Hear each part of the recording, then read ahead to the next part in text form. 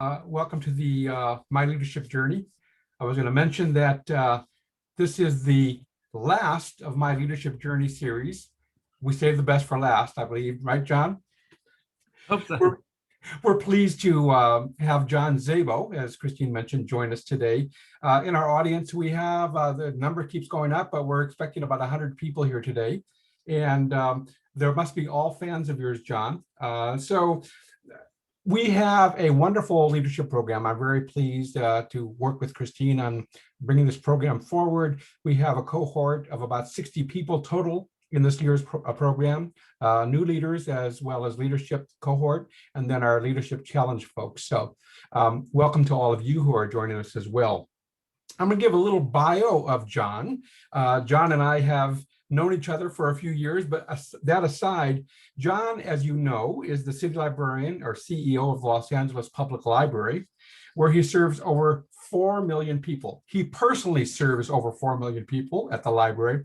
And by the way, this is the largest population of any public library in the United States.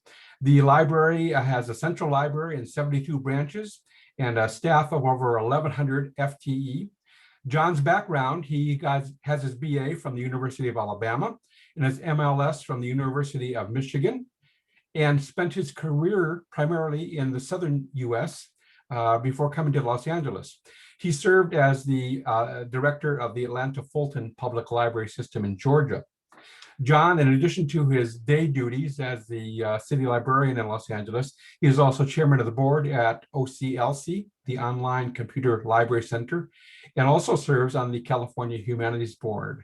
Welcome, John. Thanks so much. It's great to be with you, Martine. Did I leave anything out, John? I'm sorry? Did I leave anything out about your background? Is there anything you want to? No, I think that's good. No, that's good. Okay, great.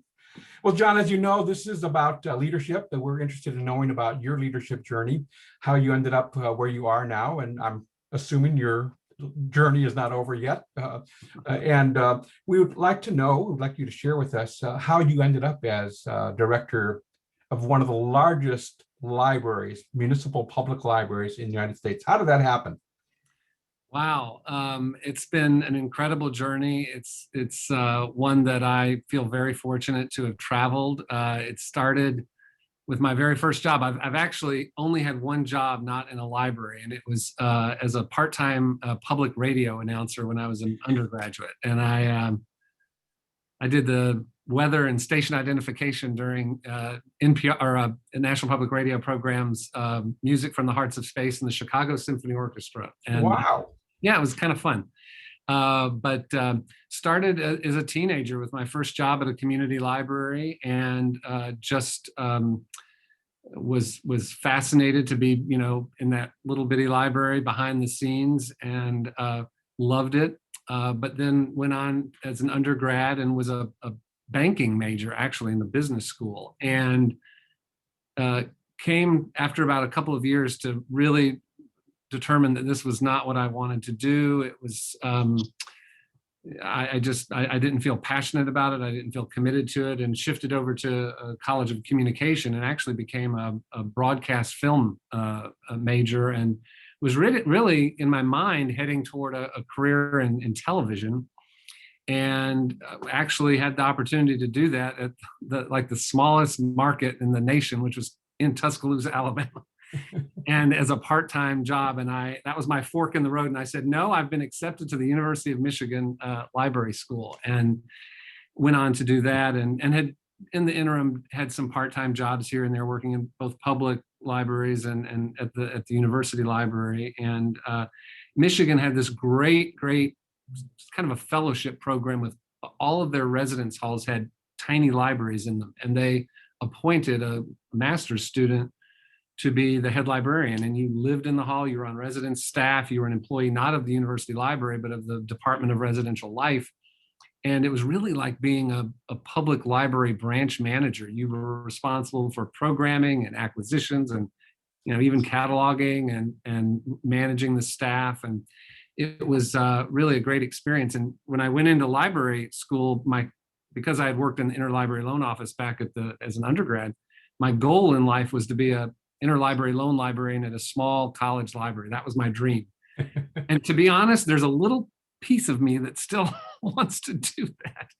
But I got that taste of sort of public libraries through that unique fellowship program, and on a lark, applied for a public library job coming out of library school, got it, and the rest is history. I've been in public libraries ever since. This is the 5th public library I've led, and I absolutely love it. Well, let me ask you about that. You know, your first job out of library school, if I understand your bio correctly, was at a small town library in Illinois. Is that right?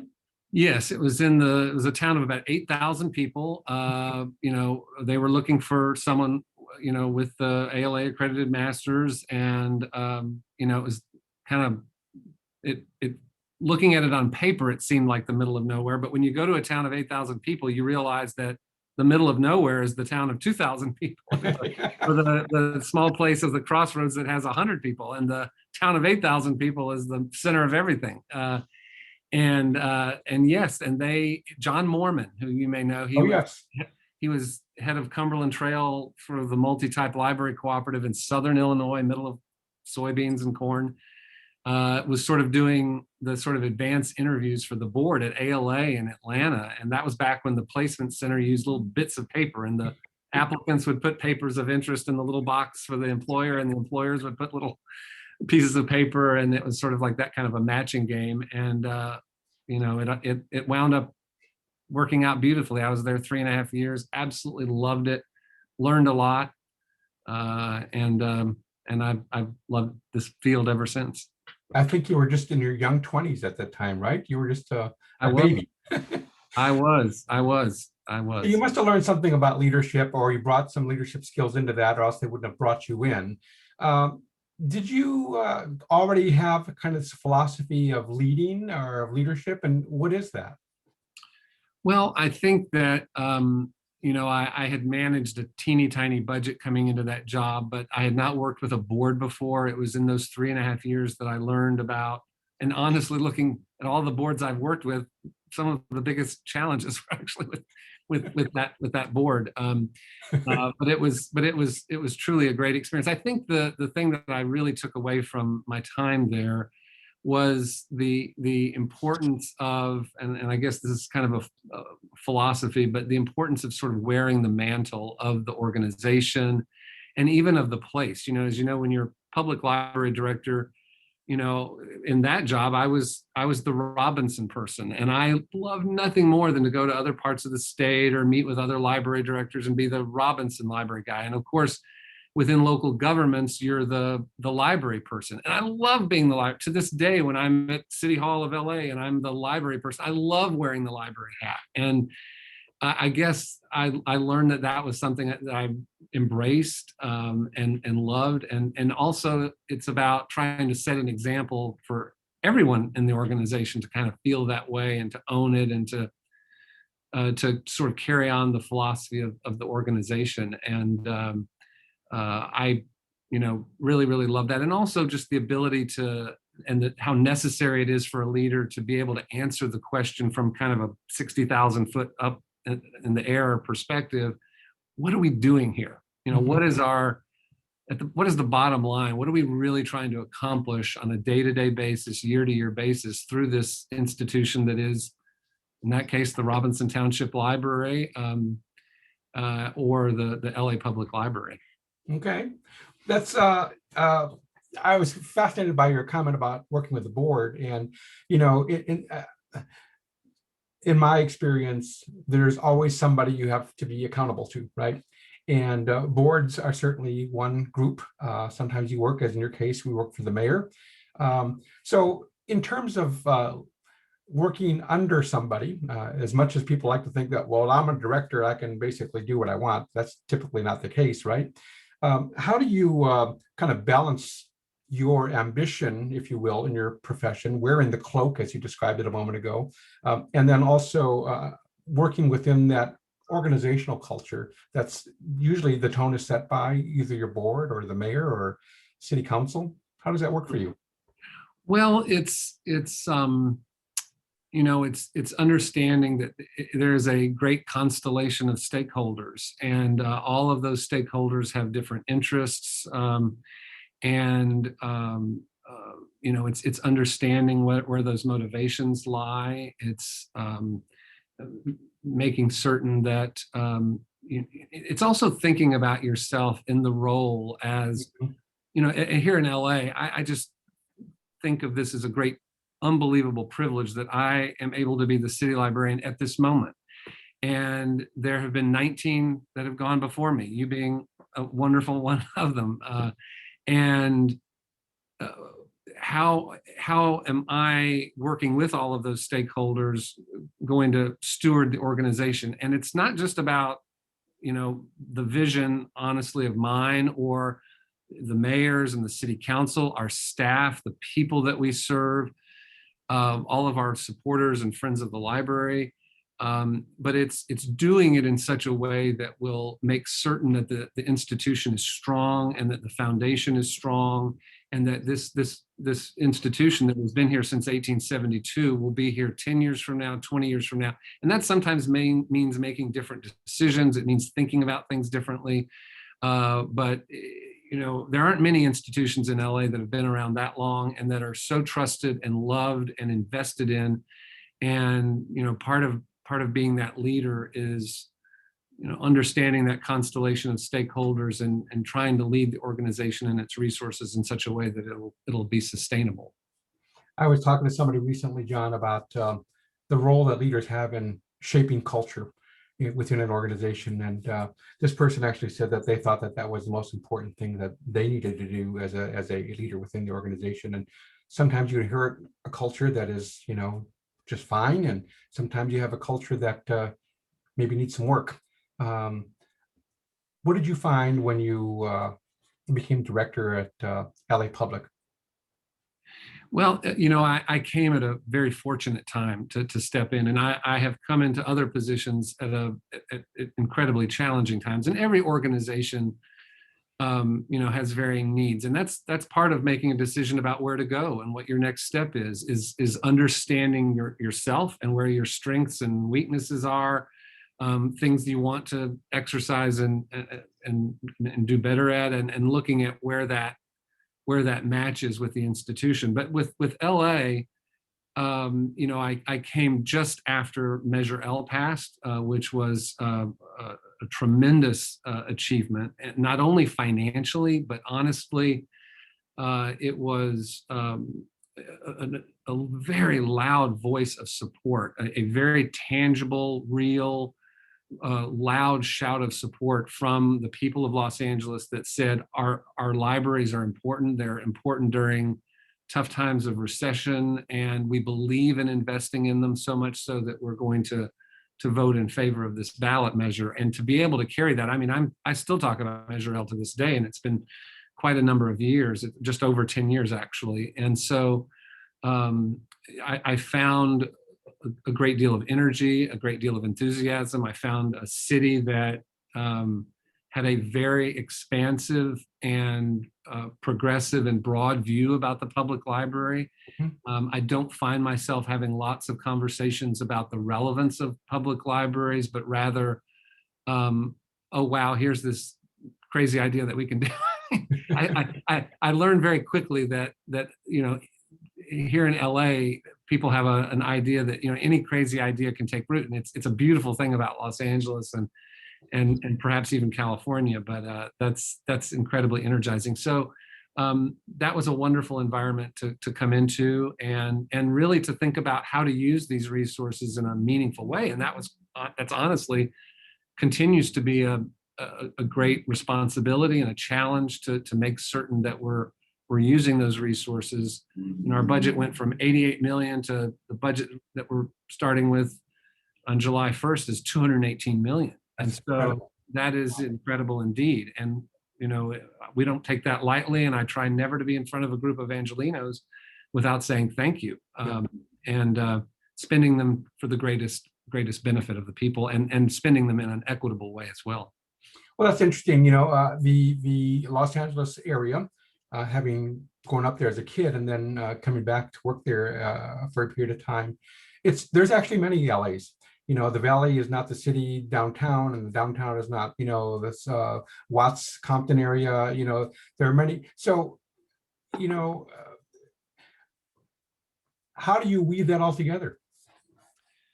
I don't want us to be a cookie cutter library system. And I don't also believe that being equitable means that all of our branches look the same, or that we provide services in a formulaic way in order to show that we're allocating things equitably. I think we have to be nimble. I think we have to be adaptable. I think we have to make certain that we have our finger on the pulse of the issues of the day, of the issues in the community, what our elected officials are focused on, what the big problems are in LA. And with rare exception, there is a point of intersection between public library service and those big issues. And, we have a mission. And so I don't want us to just become air-conditioned, heated square footage where cool things happen. But I think it's what keeps me awake at night. There's just such opportunity to make a difference in the lives of Angelenos and all of their neighborhoods, and it's making thoughtful decisions about how to do that. What are some of those big issues right now, John? What are the things that are keeping you up at night? I think looking at public health. I think the role of public libraries in the public health space, public health information. It also boils down to the fact that we have this infrastructure of 73 libraries, that we're this trusted institution, and we're in communities where other parts of government are not. How we can be helpful with the issue of homelessness in our community, how we can with immigration, and that work started with you, with Path to Citizenship and the partnership with the United States Citizenship and Immigration Service, and looking at that, and also looking at those issues like immigrant integration and immigration and the needs of new Americans, and not only the good that we can do for people, which is important, whether it's in the public health arena, but why it's strategically valuable to the library. And the thing about the reason I think as a city and as a library and as a city librarian, I'm so passionate about the New Americans work is because it is such a strategically important thing for the long-term health of the library. It's important that we be relentless in thinking about who we might not be serving or who might not feel welcome. And by providing those services, we are sending a very loud message that you are welcome. We have these special services for you. And then you're going to learn about all the other great things that we offer. But believe me, those issues and those priorities come at us all the time. And so it's where do we say yes? Where do we say no? How do we invest the dollars? Are there things that we do system-wide? Is a system-wide initiative? Do we do them at a single library? Those are all challenging decisions. So let's drill down on that a little bit. I'm thinking about how those decisions boil up, or do they boil down, or is it both ways? And how do you get to the place where you have, the final decision, or you say, we're not going to do that? I will say that here in Los Angeles, compared to other places I've been, it's not always coming down. And honestly, when it does come down, or there are ideas that come down, they're generally aligned with where we are or what we're doing. And that's one of the reasons why communications is so important, marketing is so important, the narrative of the library being dynamic and progressive and thoughtful and connected to those big issues. When our elected officials, when our stakeholders, our friends of the library, people in the community are seeing the library do really interesting things, and they're hearing about it, whether they come to a program or not, whether if they're seeing library, and they have an idea of the library being a very forward-thinking institution, there's going to be trust there to have the library take the lead on determining what's great. So I don't think that there aren't outliers out there who are thinking, wow, the library just doesn't get it, and I wish they'd get their act together and do this in this area or this in this area. There are always those preferences, but That's why that messaging is so important, and why it's not just me or our PR marketing people, but every staff member of the library being ambassadors and carrying that message Right. in their own neighborhoods, why outreach is important. And the messages don't have to always be sophisticated or fancy. It's just that consistent message, and that we're always doing something important, new, and interesting, and that we do it well, and that we provide value. We have a question here, and it kind of frames one of the questions I want to ask you, having to do with where you have situations where your leadership just didn't work, or it was time to say, we got to let this go. But the question in the question box is, do you have any tips or suggestions for conflict management and having difficult conversations with staff, community, and stakeholders? It ties kind of together. Sort of a leadership learning I had a number of years ago was I was at a city council meeting, and we were talking about a new main library project, and we were talking about the architects and construction and opinions of city council members, and I was asked a question, and I waffled, and I was trying to think of the answer they wanted to hear. I was trying to think of the answer that would please them, because I was worried that they were going to take the project in a certain direction or whatever. And it's one of the very few times, maybe the only time, that I really got chewed out, and not in the meeting, but after the meeting. The city manager, assistant city manager really chewed me out. And what they chewed me out about was, you're our library director, you're our library person. It was your job to give your opinion about what you thought. That's what they asked you for. That's what they wanted. And that was a very important lesson. And, when you try to, and it was a lesson in the difference between engaging yourself in the politics and being political versus being politically astute, being politically savvy, politically smart. And, if you're a library director, you're traveling in political environments all the time.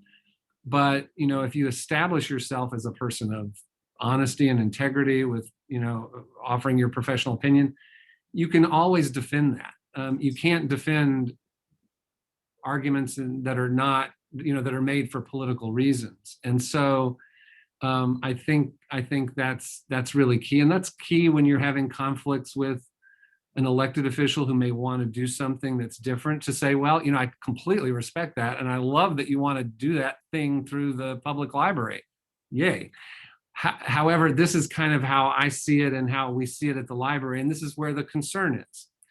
If we build the branch library with the Ferris wheel on top of it, then we have a concern that there might be 15 other requests for branch libraries with Ferris wheels on top of them. But you over time, you just build that rapport and that respect, but you have to have those, those tough conversations do come up. So I'm going to go to the questions in a moment, but John, often leaders have mentors who kind of help them,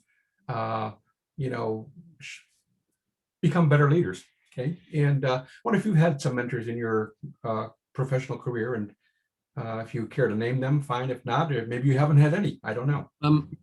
I absolutely have, and I wouldn't say they're always mentors in the sense of a person who is in a position that you might aspire to, who you talk to all the time, and sort of shepherds you along the way. But the person that frankly, whenever I talk about her, puts goosebumps on my arms, was my boss, the person who hired me as a part-time student worker in the University of Alabama Interlibrary Loan Office. And her name was Angela Jenkins Wright. And I learned so much from her just as a student worker. I was a student worker in this office, and I was excited to learn everything. And rather than be annoyed by that, she fed that and supported that. And so I learned about the importance of trusting staff, empowering staff. I also learned, our office at the old university library, the Amelia Gale Gorgas Library, it was probably the ugliest, worst office, worst space in the entire library. It was under the grand staircase that sort of went up to the upper, second floor.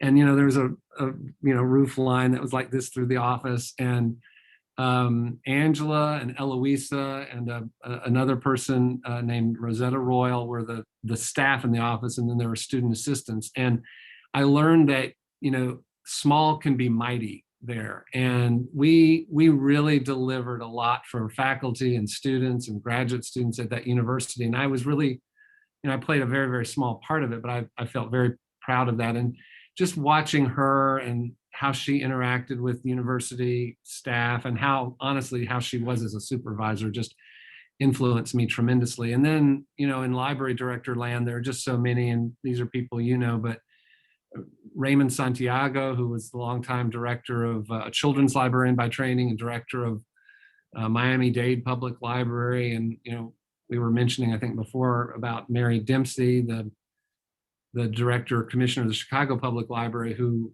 really wore the mantle of Chicago. She just sort of oozed Chicago and represented the city so well.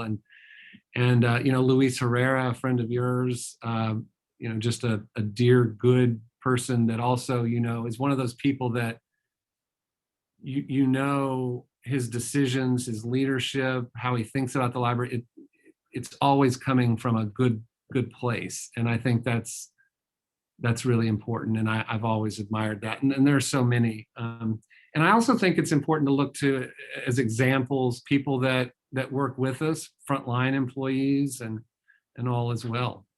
So you're now in a position, maybe you've always been in a position to mentor others.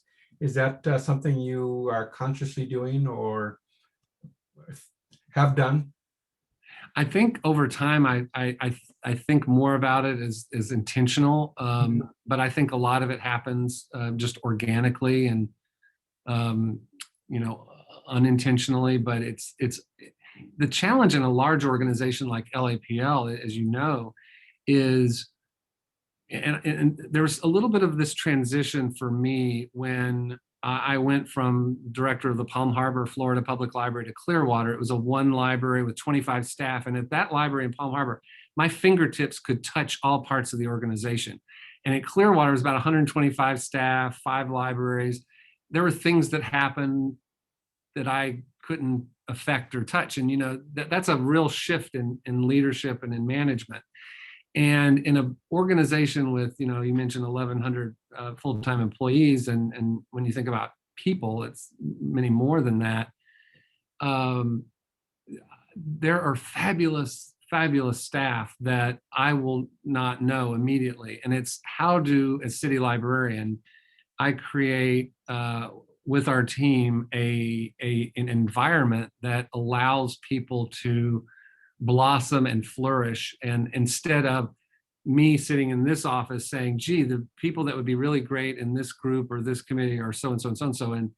And that's a recognized problem in the organization, and one that through some work with a leadership initiative we call Take the Lead that we're really working on, that's been really, really successful. And the philosophy is that you can lead from any place in the organization, and that some of our most amazing leaders are in frontline positions and in every classification in the entire system. And that's really exciting. It's energizing. It's important for mentoring. Mentoring, a new mentorship program is actually part of that Take the Lead initiative.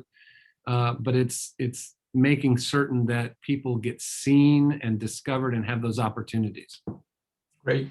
So Christina, I'm going to ask you to help us out. We got a couple more questions in the question box. Do you want to read those out to us?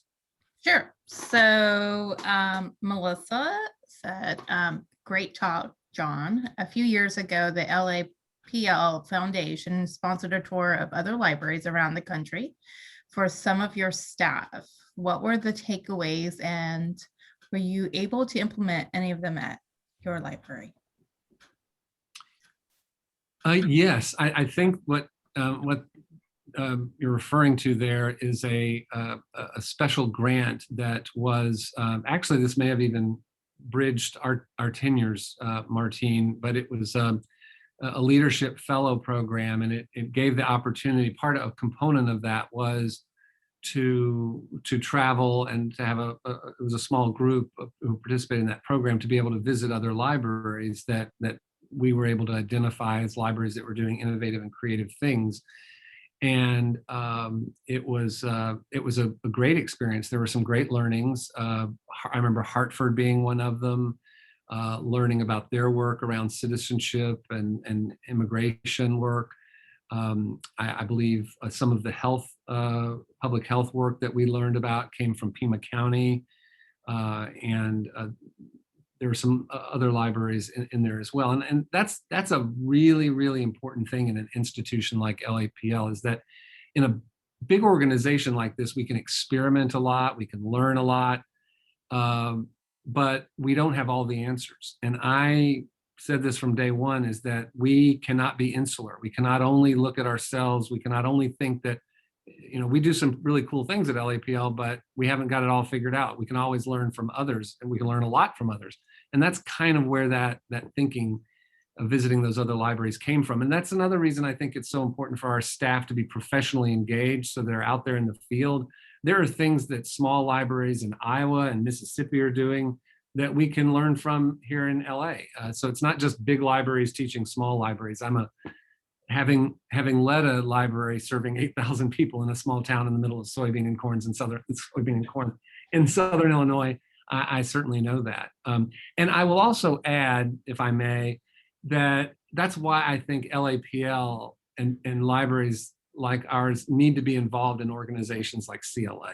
I remember being in Robinson, Illinois, and also in Florida, where sort of the big library directors were sort of in their own space and their own sphere. And it's easy to not understand the importance of their advocacy to the broader state, and the importance of their engagement. And that's why I think it's so important for our staff to be engaged on a local level. I think it's important for us to be involved in national events and state events and professional associations, and not only for the benefit of our staff and the people we serve ultimately, but also certainly for those organizations and for the profession as well. We have a couple of related questions, one in the chat room having to do with lessons learned from the pandemic and library closures that forced the library to adapt. And for you, as the leader of the library, well, even somebody here is also suggesting that perhaps the libraries could have been used as a vaccine distribution center. So what did you learn from that? Well, we're still kind of in it, right? But, coming out the other end, I think, some light at the end of the tunnel. So for you and the libraries and your leadership there, what did you guys all learn from the pandemic, and how has that affected your model? Sure. Well, first of all, there were some real wow, I'm really glad that we do this, because, for example, we have a very strong digital presence, a very robust social media presence, and the Student Success Card, which is our partnership with LAUSD to ensure our school district, to ensure that every child has a library card and access to the library. Those things were in place coming into the pandemic, were extremely helpful and are being effective in being able to serve folks. Something that, I've always placed a tremendous amount of emphasis on communications and public relations and marketing. And I look at that as not a icing on the cake or a cherry on top of the cake, or something that's a nice to do or that we do if we have extra dollars. I think of it as core, fundamental, part of the bones of the organization. We part of being good stewards of the tax dollars is to tell people what we're doing.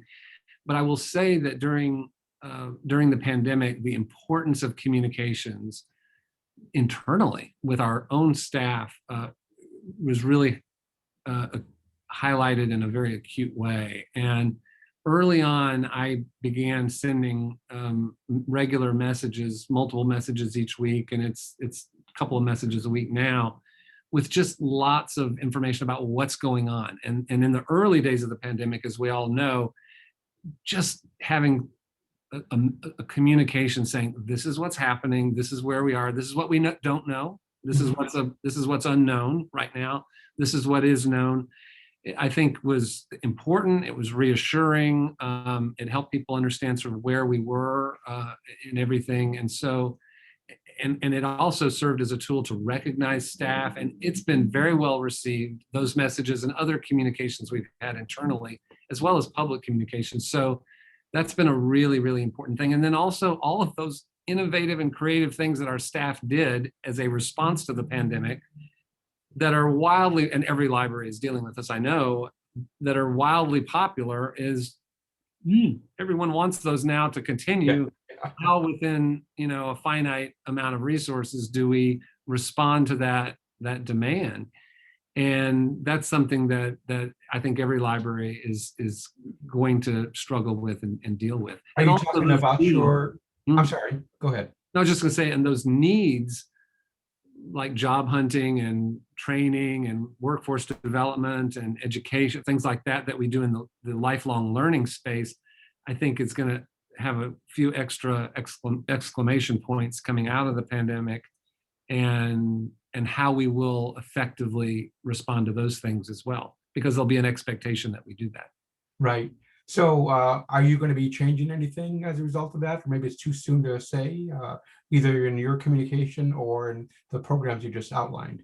Yeah, I think that the internal communication that I think have done a better job of, and have done more of it during the pandemic, I think will continue. I think that our idea and understanding of what telework is about is changed, and I think finding ways, and the entire city is dealing with this, but how we're sensitive to issues of equity around that, I think are going to be important. Those and where efficiencies can be achieved in things like telework and all. I think it's a little too early in terms of what we're going to continue and what we're not going to continue. Right now, we're really thoughtfully trying to do a gradual, meaningful reopening of our libraries. We have 20 open already, 22 on June 1st. The rest as we move through the month of June, which is so exciting. But it's the bottom line, and the way I see it, is how fantastic is it that there is going to be an expectation that we continue doing something that's fabulous that we began during the pandemic. That's a lovely problem to have. Yeah. I spoke to Chris Brown a couple sessions ago. He was one of our speakers in this My Leadership Journey, and he mentioned that he started his job just in February. So there are at Chicago Public Library, and there were people. I mean, how do you start a job in the middle of a pandemic when you can't really get out and kind of do the kinds of thing you would normally do? Visit all the branches. Anyway, Chris ended up doing that, all 82 branches. He did it in 3 months. How he did it, I don't know, but he was successful in doing that. Okay, that's impressive. It took me way longer than that to get to 72. That's right. So we have some more questions here, I think. Let's see. I will say, talking about starting, just before we get to those questions, starting a new position during the pandemic, there are quite a number of large libraries that have new directors. One that immediately comes to mind is Hennepin County, and the new director there, and particularly challenging and a heavy responsibility given everything that's happened in Minneapolis. Used to work for you. Here. Fabulous library leader. Chad Helton was our director of branch libraries, and we've kept in touch in the months since, and they are so fortunate to have him. And hats off to him, hats off to Chris. Marcellus Turner has moved from Seattle to Charlotte. Quite an undertaking to do that, and I take my hat off to all those who've started new jobs during the pandemic. So you're a busy guy, and you still find time to be involved with organizations. OCLC is not, a little mom and pop. It might have been, some 60 years ago or so, whenever they started. So how do you find time to do those things, and how does that inform your leadership?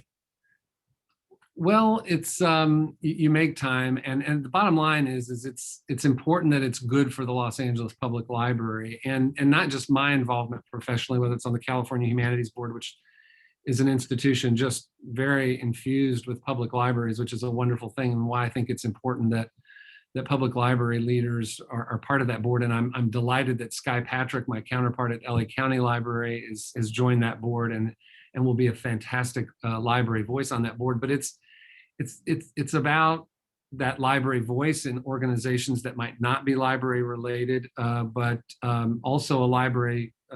It's important that we are part of those library organizations as well. And I think of the LA Public Library as obviously a LA and Southern California institution, but it's also a national and a global institution as well. And so, and I also want people to want to work here.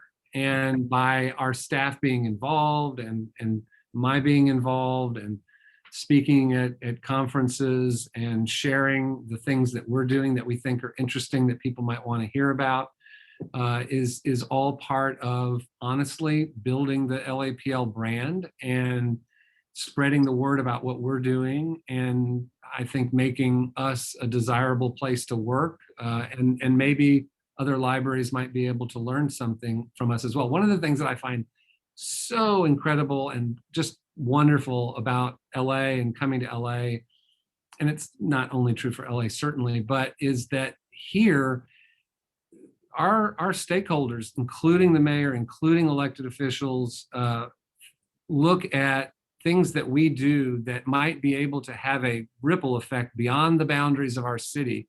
If we can do something that gets picked up as an idea in Pascagoula, Mississippi, or somewhere else, that's a win. That's a win. That's a good investment. And there's so many places that are very parochial that are like, oh no, just make sure the tax dollars are only spent and only benefit within our boundaries. And we obviously have our core mission, and our absolute mission is to provide exceptional library service and to give the biggest bang for the $218 million that our taxpayers wonderfully provide to us each year.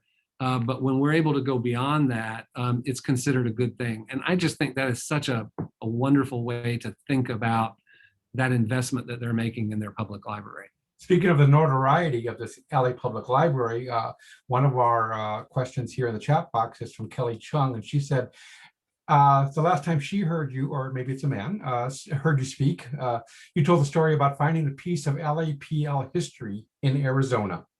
Did you ever find the other missing pieces of the fountain, she asked? Not yet, but the reward is still out there and still available if someone's able to tell us where that is. Yes. Oh, do you want to make an announcement on the award here? Is that something you want to disclose at this point, or? If they go to the LAPL website and enter, or just Google Well of the Scribes LAPL, they'll learn all about it. We were very fortunate that Will Hurst, publisher Will Hurst, and Alta California Magazine generously put forward that reward for any information that might lead to other pieces of this bronze well, this bronze sculpture that was in the gardens, McGuire Gardens, just adjacent to Central Library. And yes, I traveled to Bisbee, Arizona, a small town in southeastern Arizona, to see it for the first time and to arrange for its much overdue return to the Los Angeles Public Library. And funny story, after leaving the guy who owns the antique store that had the well, I, of course, what do? Small town. I walk across the street and I walk into the most charming and beautiful public library. It's called the Copper Mountain Public Library.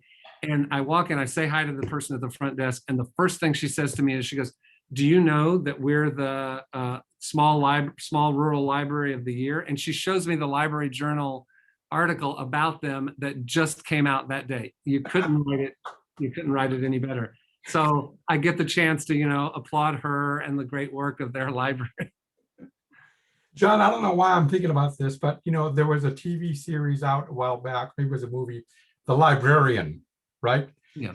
So I have this image of you going to Bixby, Arizona with your, your fedora on and your whip, and you're hunting for these artifacts, and there you are, and you found it. Yeah. No, Noah Wiley in that show does a much better job. But yeah, it's a great story to tell, and I can also tell the 3-hour version too. It's a wild story. So there's a rumor, John, there's a great book written about it's called The Library. by Susan, help me with the last name. Library book by Susan. Library book, yes. And the rumor is that they're going to do a series about that. So who's going to play John Szabo? I do not know. I do not know, but that is true. That is a rumor, and I believe it's a good one too. That that they're working on a pilot or something for that. I can't. It's hard to imagine how that would work as a television series, but I'm all for it. Anything to promote the library, you know. There you go. Yeah, and Susan's wonderful. She's a great person to work with as she wrote the book, and we were nervous and a kind of a. We thought it was going to be good, but we didn't know for sure until it came out, and it really told a lovely story of the really interesting things libraries are doing, and hopefully that reached a lot of people. So here's another leadership question for you, and it has to do with the value that you place on somebody you work closely with, a strong administrative team, and having somebody like Susan Broman, who is specifically named out in this comment here, as the assistant city librarian. So talk a little about that and how that allows you to do what you need to do.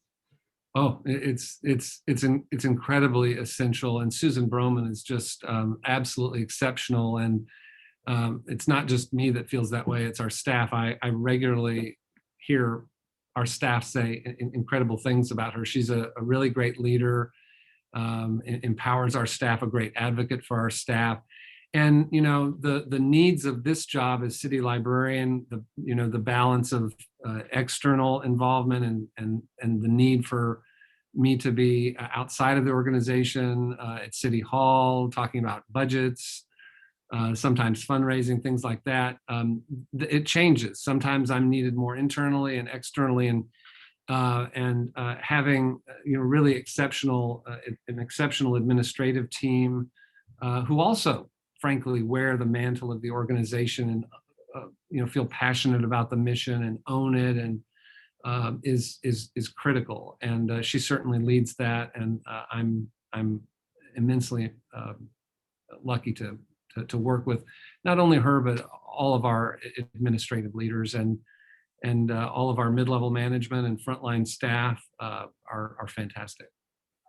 Somebody suggested that George Clooney should play you in the library. I would love that. Yeah, I would be delighted. So I'll tell you a funny story. I was actually at a library fundraising event. We have a group called Young Literati that is absolutely fantastic. I think we're very fortunate to have them supporting our library foundation. It's a group of younger professionals and who support the library. And we're very fortunate that Colin Hanks has been involved and has lent his Tom Hanks's son, and a great actor in his own right. And he and I were chatting. It was around the time the library book had come out and was known, and he had read it. And we were chatting, and he actually asked me, and as we were chatting at this social event, who do you think should play you? And I literally stood there and I mentioned, I said, well, I don't know. I think it would be. And I literally mentioned several names, and he starts tapping his foot, and he was like upset that I didn't offer his name. I would totally be happy about, but anyway, he's a great advocate for the library, and we're lucky to have people like that speak on our behalf. So I'm going to hold you a little bit here on this question. You dropped a few things here over our conversation, but we've talked about your mentors and leaders you admire. What are I don't know if I could say three, but what are some of the top leadership traits you admire in people? You must come in touch with people all the time. What are the critical, or at least for you, the traits that you see as being, really essential for good leadership? Right. Well, I think, first and foremost, sincerity, genuineness. When you come into a new job, I think the first thing that staff are looking for is that connectedness to mission, that whether you have the capacity to fall in love with the institution and own it and represent it. I think that, when boards of trustees are interviewing people to be library directors, they're imagining them in front of city council, in front of staff. They're imagining them at the Chamber of Commerce and thinking, gee, is this someone I want to represent this institution that I care so much about and love. So I think those things are important. Empathy is hugely important, and I think that's something that we've all learned is especially important over the last 16 months or so. And I will say something else, just as something I admire in leaders, and is that ability of certain leaders to be able to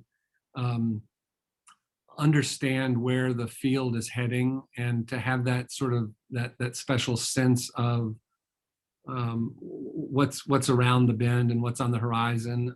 We obviously rely on colleagues, and we rely on organizations, Urban Libraries Council, an organization you led, to help us with that. But I think that there are leaders that really have that knack and have that ability, and I really, really admire that. Great. So John, I have a little teaser question for you, and you can be coy about it if you like, but you are still a young man, and you have energy, you have smarts, you have those leadership qualities that have made you successful in the positions you've done. What's next for John Szabo? The next big thing here at LA Public Library. It's I really genuinely love where I am. I love this job. I love this world of public libraries. I think that the opportunity to do new things and to impact community is going to even grow over time. And also I have a feeling that people are recognizing the library's ability to affect change and have impact in greater ways. I hope that's not just because of where I am, but I really think that that there is huge opportunity there. I have no aspiration to go to any other library. I've had great experience working in rural libraries and suburban libraries and libraries on the East Coast and West Coast. It's hard to think about transferring the kind of heartfelt love and passion that I have for this arena to something else. There are many things that I care about, but and I'm very fortunate to be in a great city, and I work at the pleasure of the mayor. So we'll hope that continues. We have a great mayor who supports the library tremendously now, and great city council members and others. So I'm very, very fortunate and very. When does Mr. Garcetti's term end? It ends in 2022. Okay. And so, much speculation as to whether it might end sooner with an appointment of some kind to serve the administration. But yes, the other day I was in a group of general managers, department heads within the city, and the mayor was there, and the mayor mentioned a few names of people that actually were here before him, and it's a very small list these days. I was fortunate to come under Mayor Villaraigosa and continue on under Mayor Garcetti, and look forward to where the city might be heading next. So some people have aspirations outside of the library world, elected office perhaps, or another line of business. Not for you. I don't know what it would be. No, I mean, people have asked that question before, but no, I don't have any specific ambitions about elected office at all. Or I think that's probably prohibited. So I don't know how I would be in an elected office and keep my day job. First of all, I want to say thank you, John, for joining us this afternoon, sharing your wisdom, sharing your insights on leadership. I'm sure that everybody who was here was enthralled. I mean, we have a whole list of comments here in the chat box about what a wonderful presentation this was. So on behalf of CLA and on behalf of the Developing Leaders California Libraries program, I want to thank you so much for being here, giving us an hour of your time. And I don't see any other questions in the box. Are there any more, Christine? There was one that we kind of missed over, but let me go back and find it. It was from Well, let me just take the opportunity to say thank you to everyone listening and for all that our listeners and viewers are doing for libraries here in California. And thank you, Martin Gomez. Thank you for being an incredible library leader, a great example, and for the work you did here at this institution from this office to lay a foundation that has made my job so enjoyable for the last almost 9 years. Much Thank you, appreciated. John. Thank you. I'm still hearing some of that radio TV broadcaster in you. That could be another next step. You know, PBS might be hiring somebody soon. Never know. All right. Did you find that one, Christine? I did. So basically, if you could just kind of talk about quickly how that relationship with your community members and libraries, like how do libraries can actually benefit from the voice of the community. It's essential that it's part of the everyday, that I think as library leaders and library staff, that we not think of it as a survey once a year.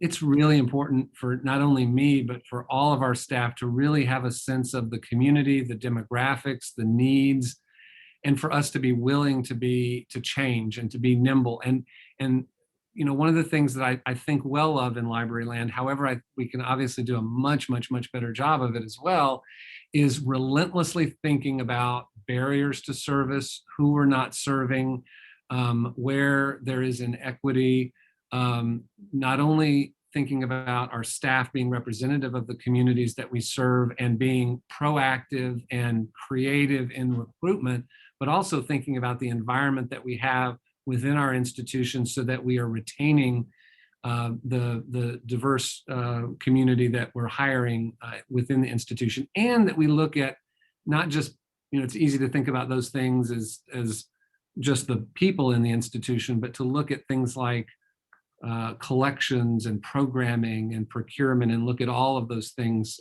through an equity lens. But if the institution is not always thinking about that and just relentless and diligently thinking about everything that we're doing and its connectedness to the community, then we risk becoming not relevant, and we don't want to be there. We don't want to have to fight that battle and to have that argument. John, great answer. Thank you again. We will see you at the next encounter. Thank you all for joining us today. We appreciate your tuning in with John Szabo at My Leadership Journey. On behalf of the developing leaders in California libraries, I want to say thank you all for joining us. Again, this has been recorded.